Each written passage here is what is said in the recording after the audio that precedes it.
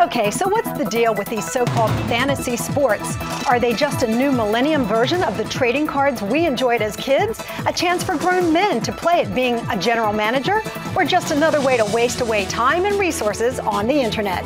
I'm Lynn Doyle, and I'm taking us inside fantasy sports right now on It's Your Call.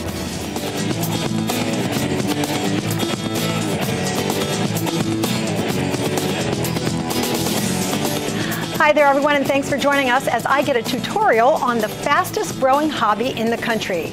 I've been hearing about fantasy sports for quite a while now, and to be quite honest with you, I just don't get it. It seems to me there are enough real sports to keep us all occupied every hour of the day, every day of the week, all year long.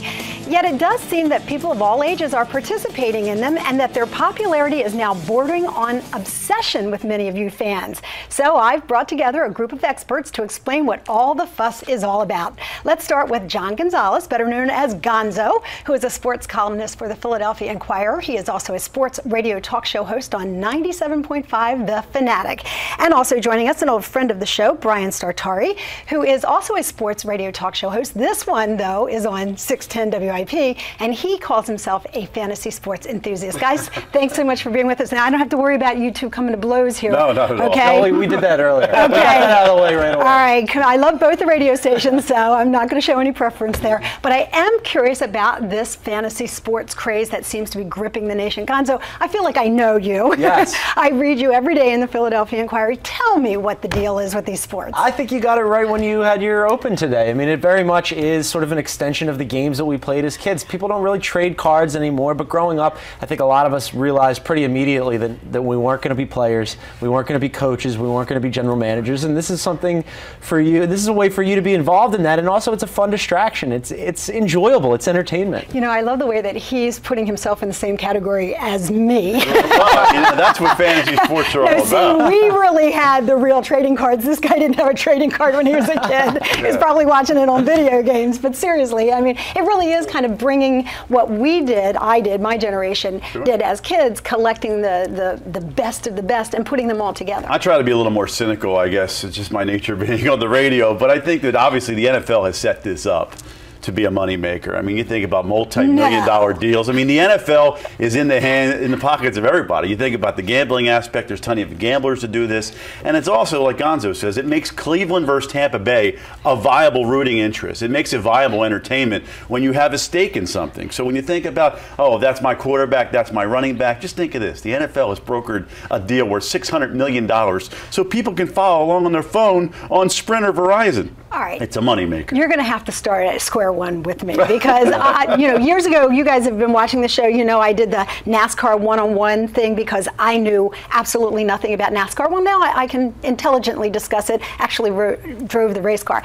Tell me how I would get started in fantasy sports. It's, you know, it's really not difficult at all. You'll generally band together with a group of friends and create your own league, or if you can't muster up that unit or that crew for yourself, then you'll just go online and you'll go into one of the places that has a fantasy sports outlet and join a league that's already pre-made, and it's really very simple. And there's a lot of online content that will tell you, hey, if you're not sure who to start that week or who to play, they pretty much do it for you. And as Brian said, it's great fun because rather than just watching one game, when I was a kid, it was just about watching whatever Eagles game or whoever the Eagles were playing on Sunday. Now you're watching all these games, and it makes it an entire weekend. It makes it an experience. Just the network alone, Comcast has a channel called the Red Zone. I'm sure you've heard about it, where you sit there for 4 hours, and sure, it's designed for gamblers to follow 15 games at a time, but also for your fantasy stats. They have the stats right on the right-hand side. It makes it so easy, like John said. And the best part about fantasy football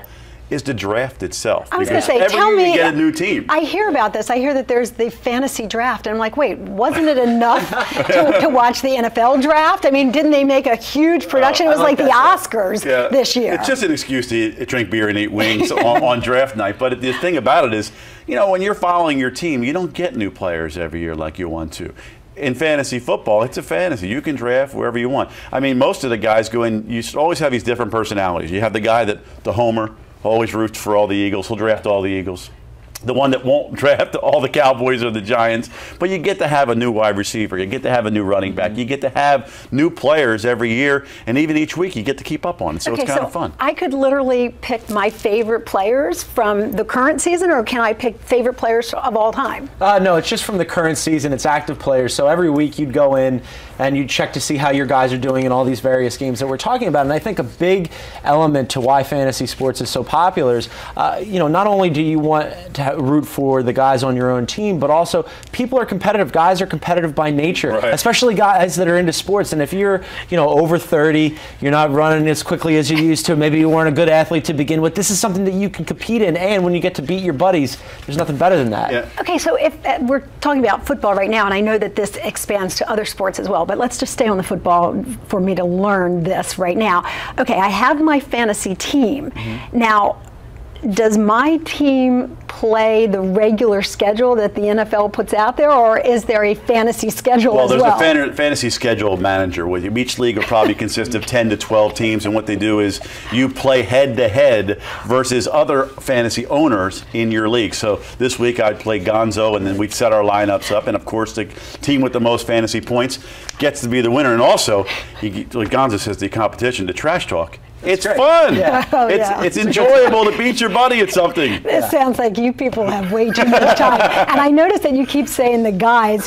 Women are probably watching this saying, who has time to do this? Okay, I have the kids to take care of, the house, the job, a million other things to do. Probably no time for fantasy sports for the women. Well, that's why I used to have 3 or 4 leagues. Now that I have kids, I have to cut it down to just 2 teams. And 2 teams sometimes is too much. I mean, I did a little poll on the Facebook page, and somebody had 8 teams.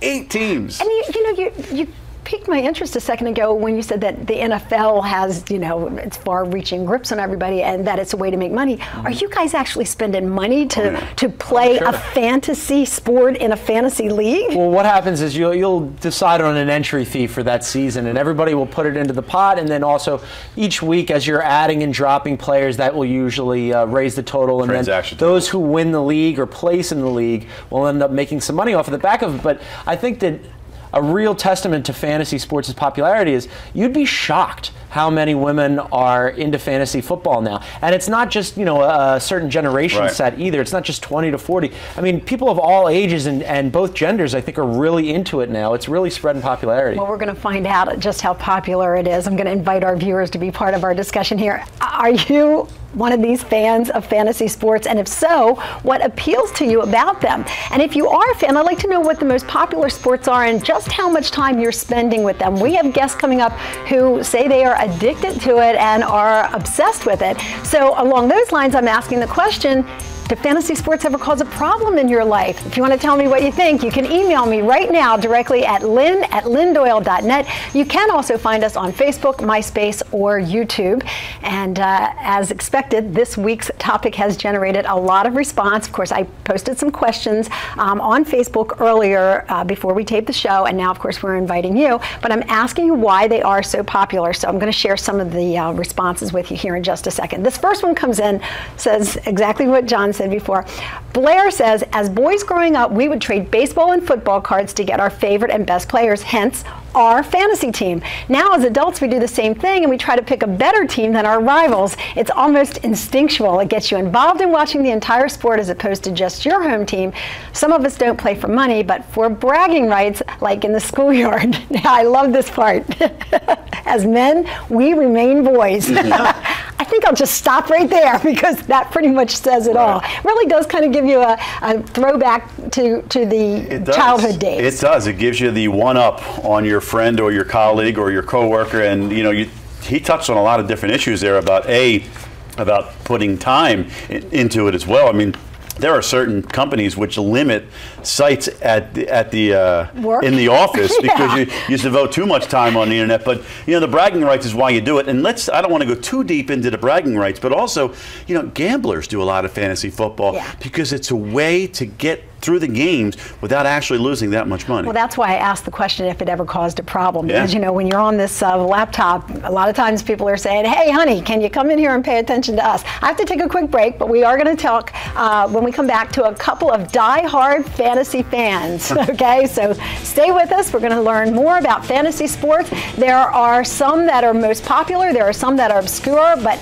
this is to be known. They are growing in popularity. We'll be right back.